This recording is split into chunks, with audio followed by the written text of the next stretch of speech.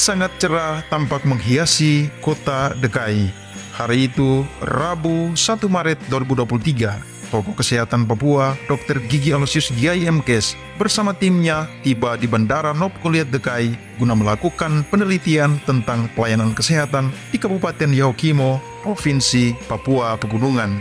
Aloysius yang juga mantan Kepala Dinas Kesehatan Papua ini disambut hangat oleh Kepala Dinas Kesehatan Kabupaten Yahukimo, Lesman Tabuni SKMMM, bersama Sekretaris Dinas dan sejumlah kepala bidang dan kepala seksi di Dinas Kesehatan setempat.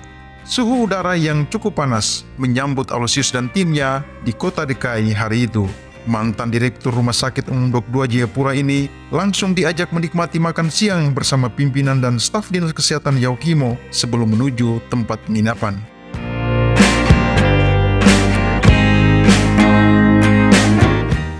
Saya nama Aloysius Giai, mahasiswa pasca sarjana Ilmu Pemerintah Dalam Negeri IPDN Jakarta, Angkatan 7,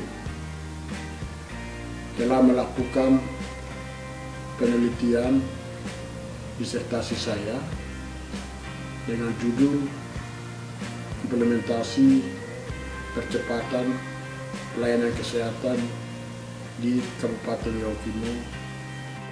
Kota DKI di pagi itu tampak cerah. Aloysius dan timnya di hari pertama langsung memulai penelitian di Rumah Sakit Umum Daerah DKI.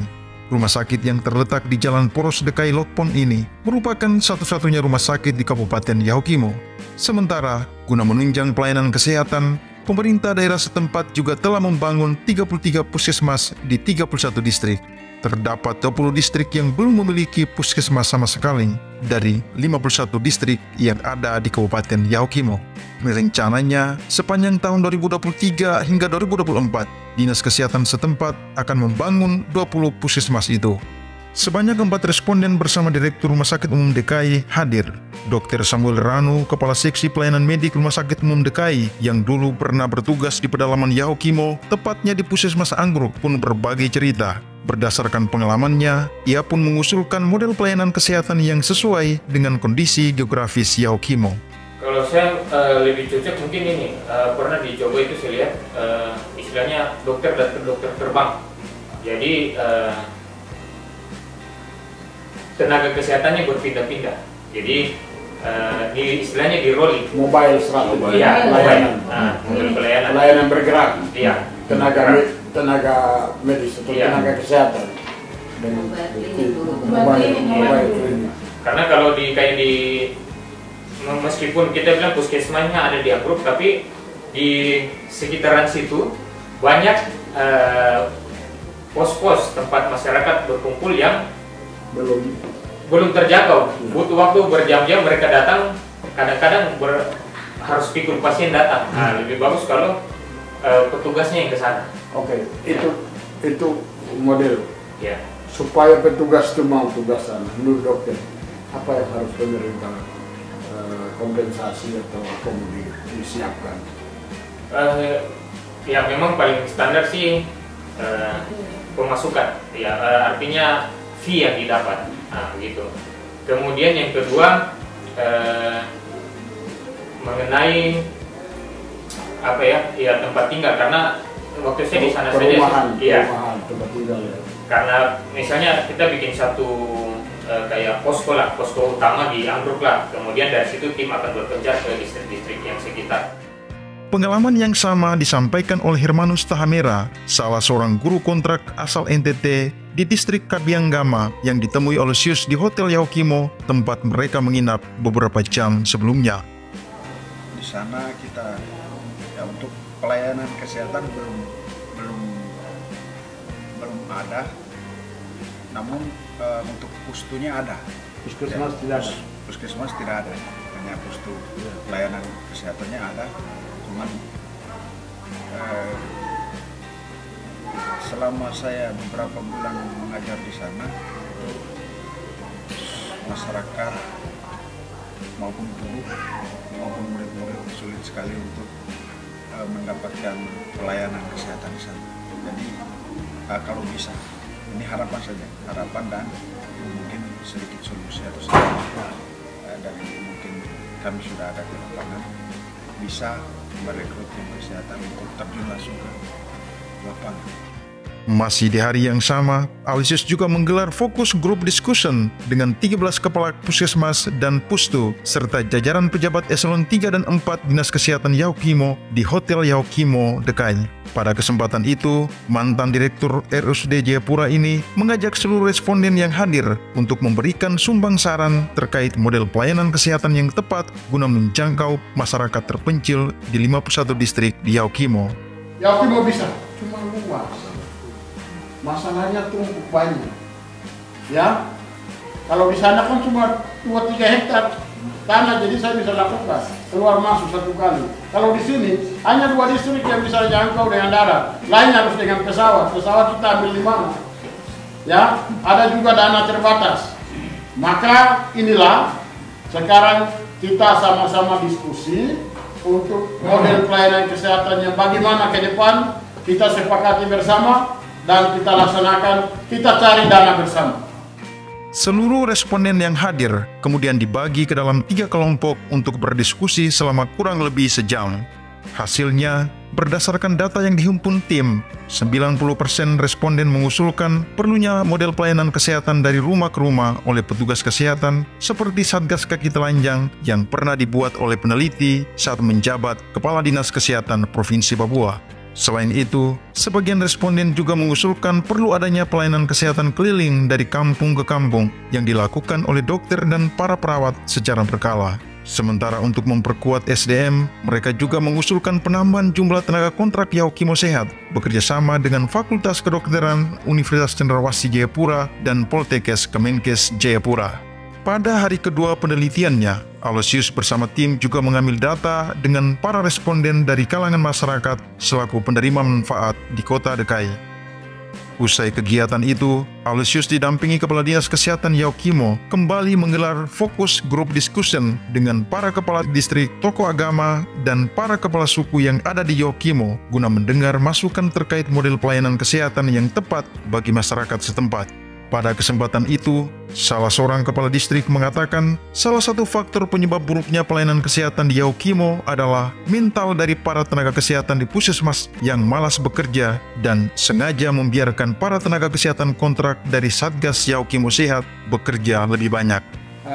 Untuk kelemahan di puskesmas ini kami lihat pegawai yang sementara PNS ini sementara masih tinggal santai, padahal honor yang sementara ditempatkan ini yang bekerja keras, sehingga Pak Kepala Dinas mohon izin nanti dikontrol supaya pegawai yang sudah ditetapkan, di SK-kan itu tolong dikembalikan ke tempat. Kalau tidak perlu, kalau tidak ke tempat tugas, mohon izin Pak Kepala Dinas insentifnya ditahan karena itu bukan kerja. Karena saya ini orang yang selalu ada di lapangan yang saya masukkan ke lapangan. Kondisi ini tentu miris. Oleh karena itu, Gembala GKI Pendeta Kris Komba pada momen diskusi itu meminta pentingnya pemulihan karakter dari seluruh petugas kesehatan di Kabupaten Yaukimo agar mereka bisa bertugas melayani masyarakat sepenuh hati seperti jiwa para misionaris di zaman dulu. Ya, nama saya Pendeta Kris Komba. Kris Komba, oke. Ya, saya dari GKI Gereja Kemajuan Indonesia. Dan juga di sini ada pelayanan juga sebagai sekretaris PGI. Terima kasih Bapak, saya hanya mau sikapi dari rapor merahnya itu Bapak. Dengan mengikuti apa yang tadi Bapak sampaikan pendahuluan, maka saya mau sampaikan di sini bahwa moto dari atau tema daripada Bupati dan Wakil Bupati Kabupaten Yaukimo adalah pemulihan. Sehingga yang saya lihat di sini hal yang sangat penting adalah pemulihan dari sisi pegawai atau dinas kesehatan. Maaf saya bicara teman-teman kesehatan ya, karena ini sangat penting. Jadi yang saya mau titik beratkan di situ adalah pemulihan karakter atau perilaku dari pegawai kesehatan tersebut. Di hari terakhir penelitiannya, Aloysius juga berkesempatan bertemu dengan PLT Sekretaris Daerah Yaukimo, Suyahatno SHMC, di ruang kerjanya. Sebagai mantan Kepala Dinas Kesehatan Yaukimo, Suyahatno sangat mendukung penelitian Aloysius demi menemukan model pelayanan kesehatan yang tepat bagi masyarakat di 51 distrik di Kabupaten Yaukimo. Sambutan hangat dan dukungan juga ditunjukkan Bupati Yaukimo Didimus Yahuli SH. Sejam bertemu dan berdiskusi di kediaman Bupati, Aloysius mendapatkan satu poin kebijakan penting dari sang kepala daerah tentang rencana model pelayanan kesehatan dengan menggunakan ambulans udara di Kabupaten Yaukimo. Kami akan mulai Yaukimo Papua Pegunungan ini dulu, saya mulai dulu. Baru nanti yang lain-lain saya akan lanjutkan. Kita di sini sangat siap. Ya, Siap sudah menerima, sangat siap kerjasama, dan sangat siap merubah manusia ini menjadi manusia. Kita punya daerah ini hampir 90-80% itu daerah ini, daerah penerbangan berintis. Tidak ada itu jalan darat. Kita mungkin Urima saja itu harus ke Wamena dulu. Gitu. Berarti kan bukan jalan darat, karena Wamena kita pakai pesawat, baru jalan kaki ke jalan darat ke Urima dan lain-lainnya. Sehingga kita berpikir itu supaya kalau ada keadaan apapun pesawat ini dia bisa melayani reguler, tapi begitu dengar ada pasien guru sakit atau mantri sakit atau ibu melahirkan tapi susah atau orang jatuh dan ini darurat, kita sudah siap untuk evakuasi dan TKI sudah siap. Menutup penelitiannya, Aloysius juga berkesempatan mampir di Dinas Kesehatan Yaukimo dan mendapatkan banyak data. Menurut Kepala Dinas Kesehatan Yaukimo, Lesman Tabuni SKMMM, pihaknya sudah bertemu sejumlah pihak di Jakarta untuk membicarakan program ambulans udara yang digagas oleh Bupati Didimus. Saya sekarang sudah pegang profilnya. Dia punya kerjasama seperti apa, saya sudah pegang ini. Tinggal bagaimana untuk kita harus golkan itu. Saya sudah percaya bahwa negara ini besar, negara ini punya kaya, dia punya uang. Kalau dia bicara banyak, kemarin di Kementerian Kesehatan kalau bicara banyak tentang program-program itu lebih persuasif dan kemudian lebih mendekatkan kepada masyarakat, ya kami di Yaukimo butuh ambulans udara. Sehingga kami kalau mau evakuasi jika ada ibu hamil di sana mengalami kesulitan, kemudian orang-orang mungkin karena dalam keadaan mungkin darurat atau apa, evakuasi ya lebih cocok masuk ambulans ini, ambulans udara ini.